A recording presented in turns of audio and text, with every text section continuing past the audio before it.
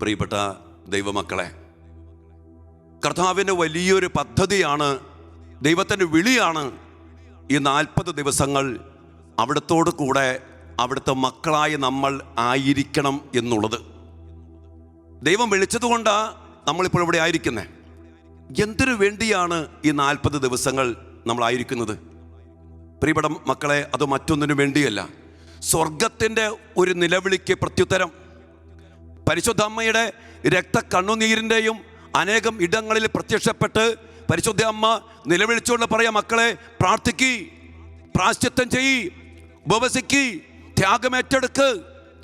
എൻ്റെ തിരുക്കുമാരൻ്റെ കുരിശിലെ മരണത്തിൻ്റെ ശക്തി സ്വന്തമാക്കിയെടുത്ത് രക്ഷ പ്രാപിക്കും മക്കളെ.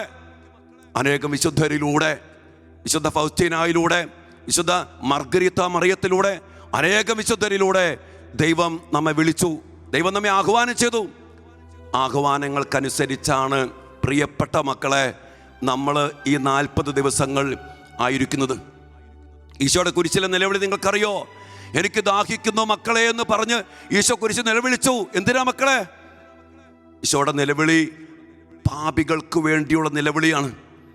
ഈശോ കുരിശിൽ മരിച്ചത് പാപം നീക്കാനാണ്. ഈശോ കുരിശിൽ ദാഹിച്ചത് പാപങ്ങളെ ഏറ്റെടുക്കാൻ വേണ്ടിയാ.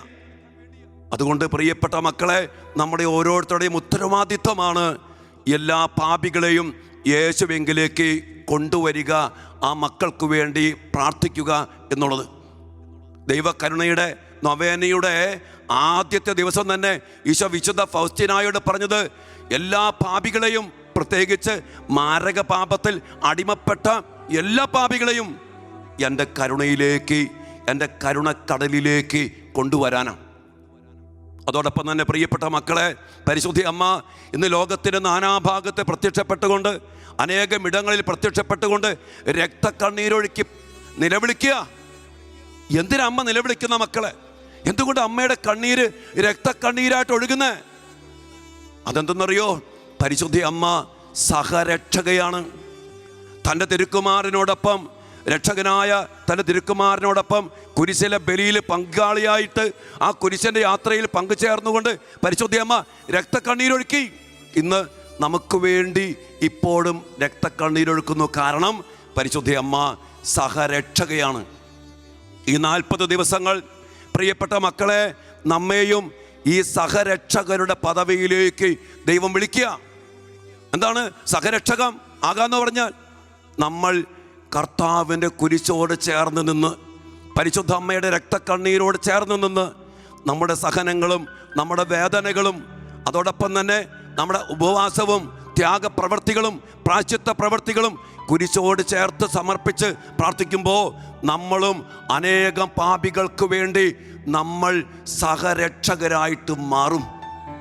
എൻ്റെ പ്രിയപ്പെട്ട മക്കളെ, ഈ ഒരു വലിയ ദൈവവിളിയാണ് ഈ 40 ദിവസങ്ങൾ ദൈവം നമുക്ക് വേണ്ടി ഒരുക്കി തന്നിരിക്കുന്നത്. നിന്റെ കുടുംബത്തിന് നീ സഹരക്ഷകയാകണം.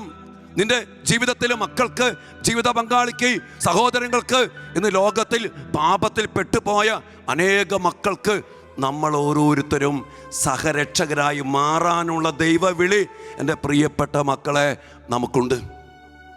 അതുകൊണ്ടാണ് പൗലോസ് പറയാ, ക്രിസ്തുവിൻ്റെ സഹനത്തിലെ, കുരിശിലെ സഹനത്തിലെ കുറവ് ഞാൻ എൻ്റെ ശരീരത്തിൽ വഹിക്കുന്നുവെന്ന്. എന്താണ് ആ കുറവ്? ആ കുറവാണ് കുഞ്ഞെ എൻ്റെയും നിൻ്റെയും വേദനകളെ, സഹനങ്ങളെ കുരിശോട് ചേർത്ത് വയ്ക്കുക. പരിശുദ്ധ അമ്മ തൻ്റെ വ്യാകുല വാളുകളേറ്റ് മുറിവേറ്റ വിമല ഹൃദയത്തെ യേശുവിൻ്റെ കുരിശോട് ചേർത്ത് സമർപ്പിച്ചപ്പോൾ പരിശുദ്ധ അമ്മ സഹരക്ഷകയായി മാറി. അതുപോലെ പ്രിയപ്പെട്ട മക്കളെ, നമുക്ക് സഹനങ്ങളുണ്ട്, നമുക്ക് വേദനകളുണ്ട്. അതോടൊപ്പം തന്നെ ത്യാഗങ്ങൾ ഏറ്റെടുത്ത്, സഹനങ്ങൾ ഏറ്റെടുത്ത്, ഉപവസിച്ച് പ്രായശ്ചിത്തം ചെയ്ത് ഈ ദിവസങ്ങൾ പരിശുദ്ധ അമ്മയുടെ രക്തക്കണ്ണീരോട് ചേർത്ത്, ആ വിമല ഹൃദയത്തോട് ചേർത്ത് യേശോയുടെ തിരുഹൃദയത്തിലേക്ക് നമ്മൾ സമർപ്പിക്കുമ്പോൾ എൻ്റെ പ്രിയപ്പെട്ടവരെ, നമ്മളും അനേകം മക്കൾക്ക് സഹരക്ഷകരായിട്ട് മാറും. ആ ഒരു വലിയ ശുശ്രൂഷയാണ് ഈ 40 ദിവസങ്ങളിലൂടെ ദൈവമായ കർത്താവ് നമ്മിലൂടെ ആഗ്രഹിക്കുന്നത്. അതുകൊണ്ട് പ്രിയപ്പെട്ടവരെ, പ്രാർത്ഥനയിലൂടെ, ഉപവാസത്തിലൂടെ, ത്യാഗത്തിലൂടെ ലോകത്തെ സ്പർശിക്കുവാനും അതോടൊപ്പം തന്നെ കർത്താവിൻ്റെ കുരിശിലെ ബലിയുടെ ശക്തി സ്വന്തമാക്കിയെടുക്കാനും പരിശുദ്ധ അമ്മയുടെ രക്തക്കണ്ണുനീരിൻ്റെ നിലവിളി സ്വീകരിച്ചുകൊണ്ട് പ്രാർത്ഥിക്കാനൊക്കെ നമുക്കിടയാകട്ടെ.